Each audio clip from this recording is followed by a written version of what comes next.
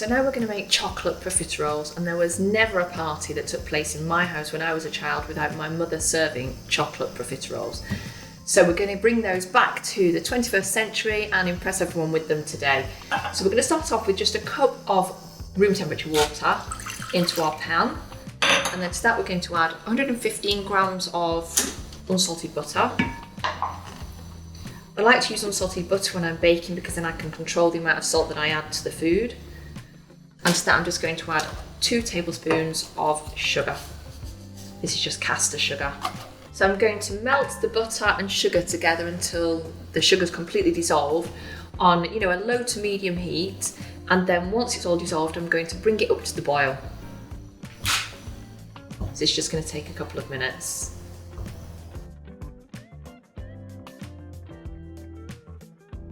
So our sugar's dissolved, our butter has melted. I'm just going to add a little bit of salt. I'm going to say a bit of salt, probably around half a teaspoon, 3/4 of a teaspoon of salt. It's come to the boil now, so I'm actually just going to turn off the heat and remove the pan from the heat. And then what I'm going to do is add, here I've got 1 cup of plain flour that I'm going to add straight into the melted butter, sugar and water mixture, but off the heat. And I'm just going to give that a stir.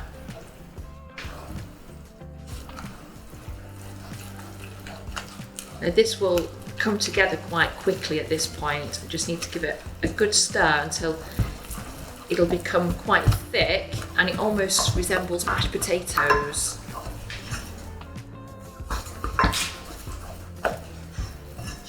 So once all the flour is incorporated, it looks like this, which is just like a ball of mashed potatoes in essence. So at this point, I'm going to put it back onto a low heat and I'm going to cook it, beat it against the side of the pan for around 3 minutes or so. And what I'm trying to do here is just dry the mixture out and cook the flour a little bit. Nobody wants a taste of raw flour in their profiterole. So like I said, this process will take around 3 minutes. And needs big muscles.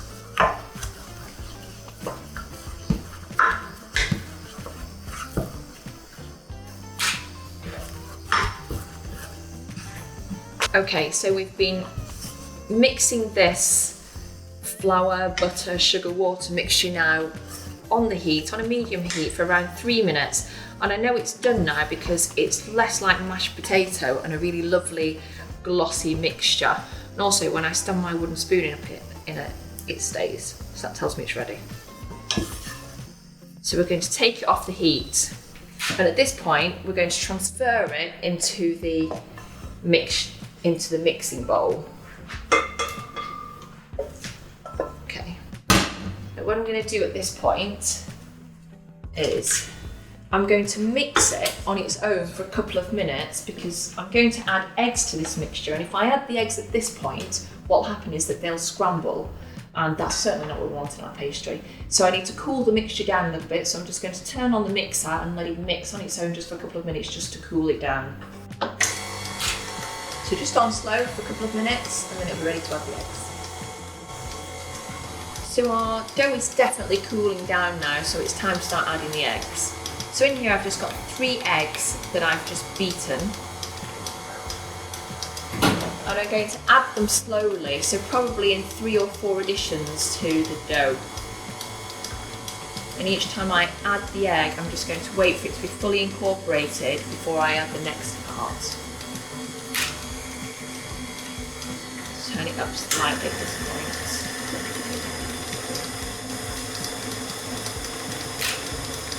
Okay, so that's all come together now, so it's time to add the next bit of egg. Each time you add the egg, it will look like it's curdling, but within a couple of minutes it comes straight back. So don't panic.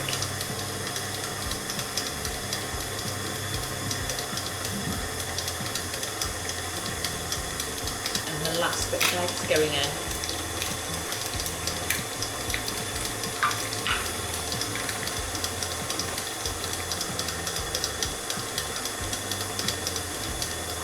Okay, our dough has all come together. time to turn off the mixer. You can actually see how lovely and glossy it is at this point. So I'm just going to take all the excess off the paddle. At this point, you can use teaspoons if you want at this point to put it onto the baking tray, but I always find it easier just to pop it into a piping bag and type it out. So I'm not piping it with a nozzle for any fancy shape, it's just basically to make it easier to get them all uniform onto the tray. I'm just going to scrape down the sides, make sure we get all the mixture. Okay, so we're going to pop our mixture into the piping bag. It's lovely and glossy and shiny.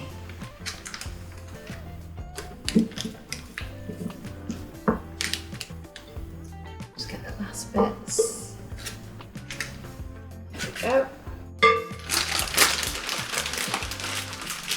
just going to push it down, snip off the end. So it's quite a large end that I've cut on it because it's not a delicate pastry that we're making.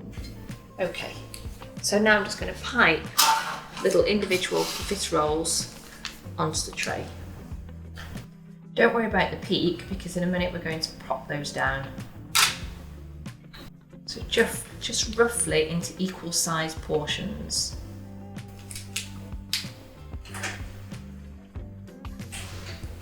To get rid of the peaks, I've literally dampened my fingers and then we just squash them down.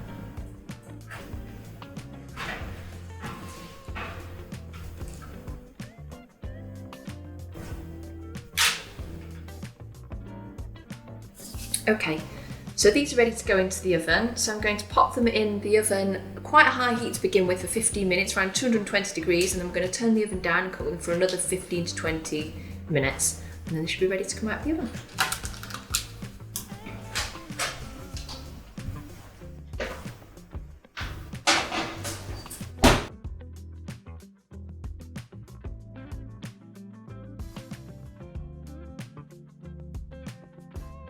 Okay, so our profiteroles are ready. Let's get them out of the oven and time to do the next stage.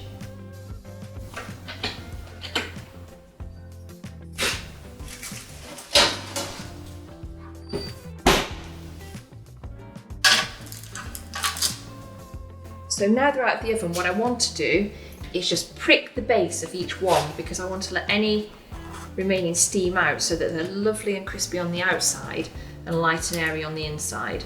I'm going to do, literally using a toothpick, just prick the base of each one and then pop them on the cooling rack to cool.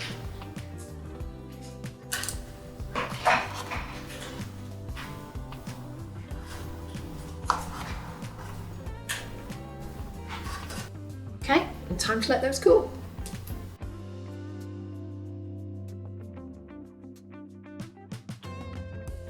Okay, so our profiteroles have cooled and are looking great, so it's time to make our chocolate ganache for the topping and our sweet cream that's going to go inside.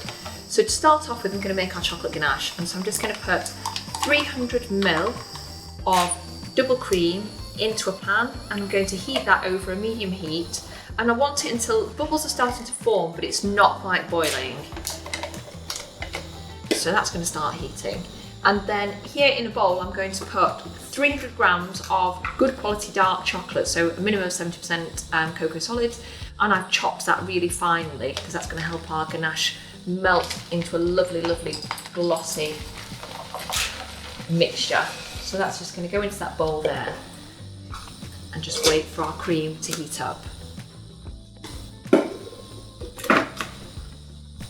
So whilst our cream is starting to heat up for our chocolate ganache, we're going to start making the mixture for our lovely sweet cream that's going to be the filling for our profiterole. So I'm just going to put 300 ml of double cream into the mixture, and make sure when you're whipping cream that your cream is very cold. If it's not cold, it won't whip up well. So that I'm just going to add 2 tablespoons of icing sugar straight in, and also just a teaspoon of vanilla extract.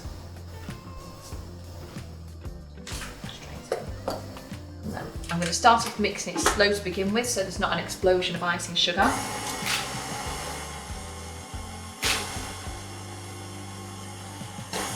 then once that's mixed in, I can increase the speed.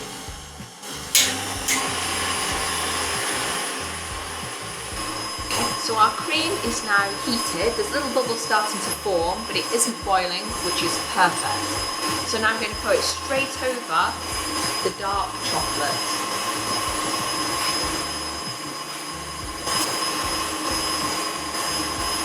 I'm just going to leave it to sit for 1 minute, and then we're going to start to stir it, and then we'll have this beautiful glossy ganache.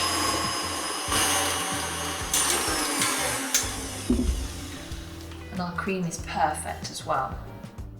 So we turn that off. Just keep stirring it, and you'll see it slowly starting to come together, creating a lovely, glossy chocolate ganache.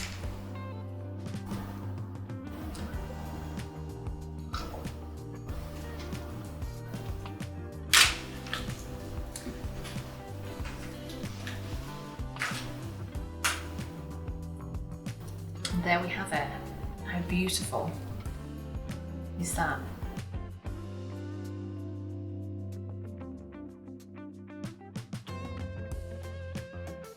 Okay, so I've taken a piping bag, and it's got one of these piping nozzles on the end of it, and these are really good. They're really long and thin, and so it just means that I can insert them into the bottom of the choux pastry without leaving a big hole. So it's really good for donuts as well. You can insert the jam or custard into donuts. Piping bag, and then I'm just going to put our lovely whipped cream, sweet cream.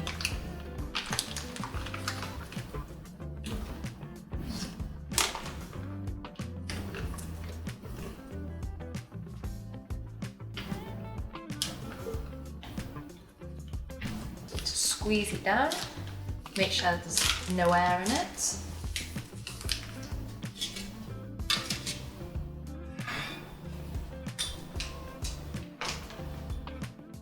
All I'm going to do,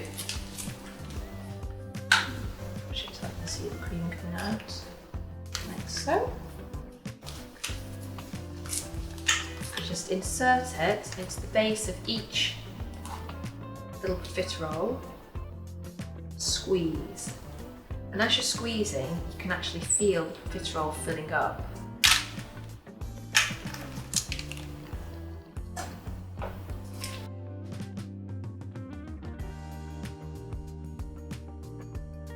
So we've filled all our profiteroles now with the lovely sweet cream, and it's time to dip them in our chocolate ganache. So we're just going to take each one and go face down into the lovely chocolate ganache. Chocolate ganache can be used for so many things. It's so versatile. We make it all the time. So you need to make sure your profiteroles are fully cooled before you do this, otherwise the cream will melt and run out, and the chocolate ganache will melt as well. You want to make sure you get a really lovely coating on each one.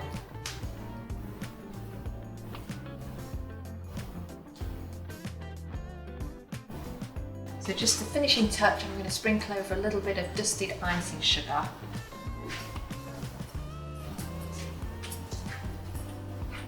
And our chocolate profiteroles are done.